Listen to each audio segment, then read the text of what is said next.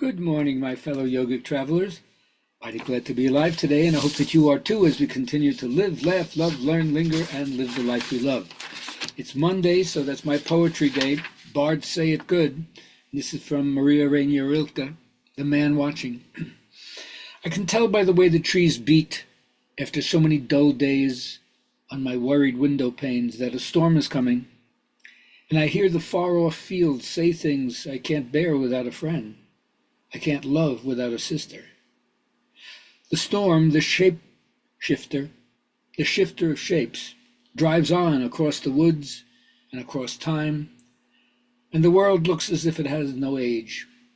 The landscape, like a line in a psalm book, is seriousness and weight and eternity.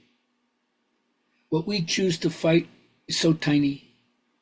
What fights against us is so great.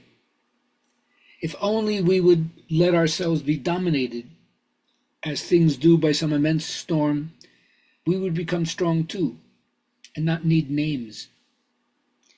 When we win, it's with small things, and the triumph itself makes us small.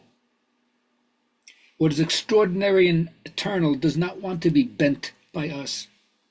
I mean the angel who appeared to the wrestlers of the Old Testament, when the wrestlers' sinews grew long like metal strings, he felt them under his fingers, like chords of deep music. Whoever was beaten by this angel, who often simply declined to fight, went away proud and strengthened and great from that harsh hand that kneaded him as if to change his shape. Winning does not tempt that man. This is how he grows, by being defeated decisively by constantly greater beings. Yeah, so the winning makes you small. So that's why you always try asanas that are more challenging than the ones you could currently do. Keep getting defeated decisively by greater and greater beings.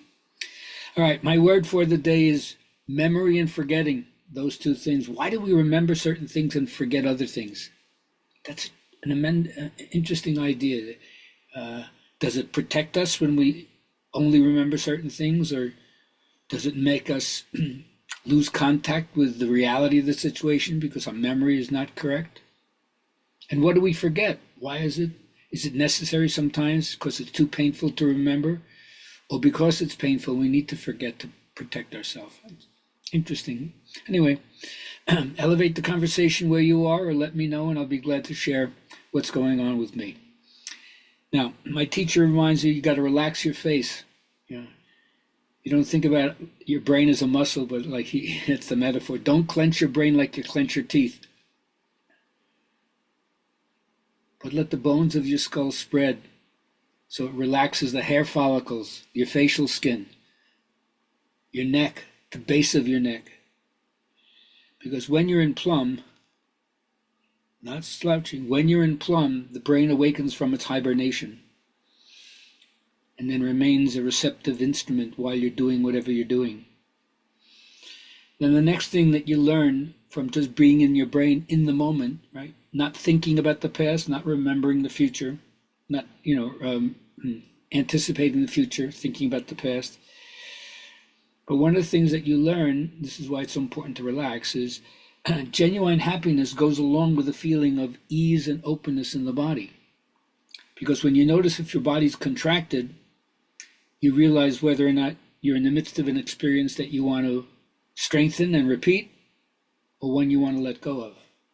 So pay attention how your body feels, and then you learn what it's like to practice, not according to time, but to psychological time. And since I'm a believer that the only real learning comes from actual experience, that's what I say, when you do the work on the mat, you're having a direct experience. But I'm also a believer in what I call the sudden school. Stop making any stories and attempting to justify where you're not, which is just an excuse for escalating your resistance to what you really want. I'm a believer in the sudden school, which means you can straighten up right now. Right now, you can have a revelation. Not put it off, not explain, not try to buy more time. Right now, straighten up. So what do you do? How do you do that? Well, listening to the Dharma, hearing it, contemplating it, practicing it, of course. That's what right receptivity is all about. Where you feel at home with your own consciousness. You feel the natural precision of your mind to recognize what's going on, which is the same as self-acceptance. And most important, you learn first to concentrate, because a scattered mind can't penetrate, but you expand rather than focus.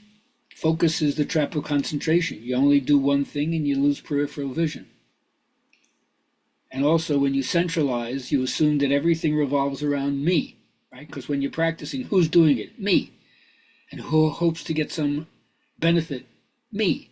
And who has all these ideas? Me. And so that's the tightness of self-involvement that through meditation and deep insight you can learn to let go. And then you can be in a place where a moment of the eternal can strike you every single day. And the practices help you find your way. And then you don't even resist what you're feeling, because all emotions are divine influxes. What are they trying to tell you? Now, when I talk about the archetypal yogi, the person who's on the quest for truth, just remember, you can't kill this thing. It's hardwired into you. And sometimes people don't want to think about these things because they know that if they did, they'd have to get involved, which means responsibility. And although initially it seems more than you can do, but that only comes because you don't have enough firepower. And so when you discipline yourself or you train your inner warrior, you realize you got the clout to make something happen. And so as one of my teachers said, he went to his guru and he says, Ram Dass, he said, I took drugs to get from here to there, but then when I met my guru, he was there and here and there already.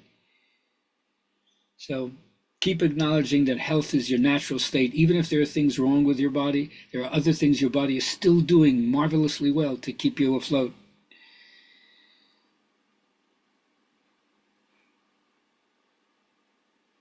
And that's all I have to say for today.